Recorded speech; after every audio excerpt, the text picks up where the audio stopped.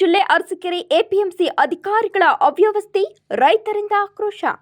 ಹೌದು, ಹಾಸನ ಜಿಲ್ಲೆ ಅರಸೀಕೆರೆ ತಾಲೂಕಿನಲ್ಲಿ ಕಳೆದ ತಿಂಗಳ ಹಿಂದೆ ರೈತರಿಂದ ನಪೇಡ್ ನೋಂದಾಣಿಕೆ ಮಾಡಿಕೊಂಡು ₹1200 ಬೆಂಬಲ ಬೆಲೆ ಎಂದು ಘೋಷಣೆ ಮಾಡಿ ಏನೋ ಭ್ರಷ್ಟಾಚಾರ ನಡೆದಿದೆ ಎಂದು ರದ್ದು ಮಾಡಿದ್ರು.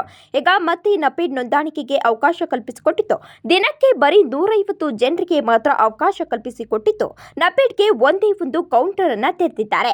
ಅಂಗವಿಕಲರಿಗೆ, ಮಹಿಳೆಯರಿಗೆ, ರೈತರಿಗೆ ಎಲ್ಲರಿಗೂ ಸೇರಿ ಒಂದೇ ಒಂದು ಕೌಂಟರ್ ಅನ್ನ ತೆರೆದಿರುವುದು ಬೇಸರದ ಸಂಗತಿಯಾಗಿದೆ. ನೂರಾರು ಜನ ರೈತರು, ಮಹಿಳೆಯರು ಊಟ ನೀರು ಇಲ್ಲದೆ ಬಂದು ಕಾಯ್ತಿದ್ರು ಕೂಡ ಬೆಳಿಗ್ಗೆ ಬಂದ ಅಧಿಕಾರಿಗಳು ಸರ್ವರ್ ಬಿಸಿ ಎಂದು ಕಂಪ್ಯೂಟರ್ ಅನ್ನ ತೆಗೆದುಕೊಂಡು ಹೋಗಿದ್ದಾರೆ. ಇಲ್ಲಿ ನಮಗೆ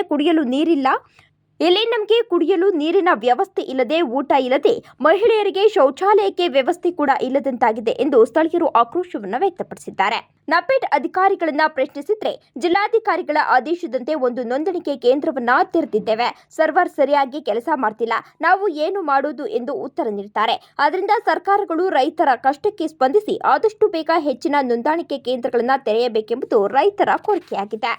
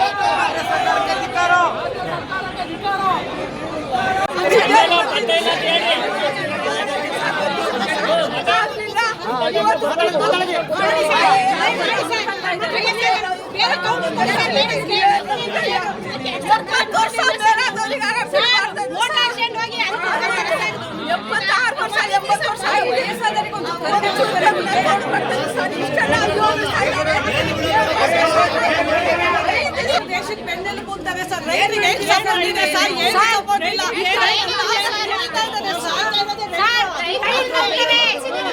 ಏನ್ ಮಾಡಿದ್ದಾರೆ ಸರ್? ಬೀದಿಲಿ ಪ್ರತಿಭಟನೆ ಮಾಡಿದ್ದಾರೆ, ಅಲ್ಲಿ ಸಾಯೋದಂತಲೇ ಇಲ್ಲಿ ಸಾಯ್ಬೇಕು ಸರ್.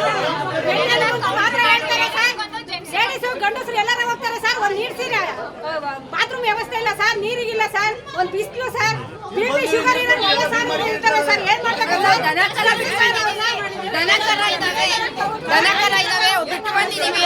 ಬೆಳಗಿನ ಜಾವದಿಂದ ಬಂದಿದ್ದೀವಿ.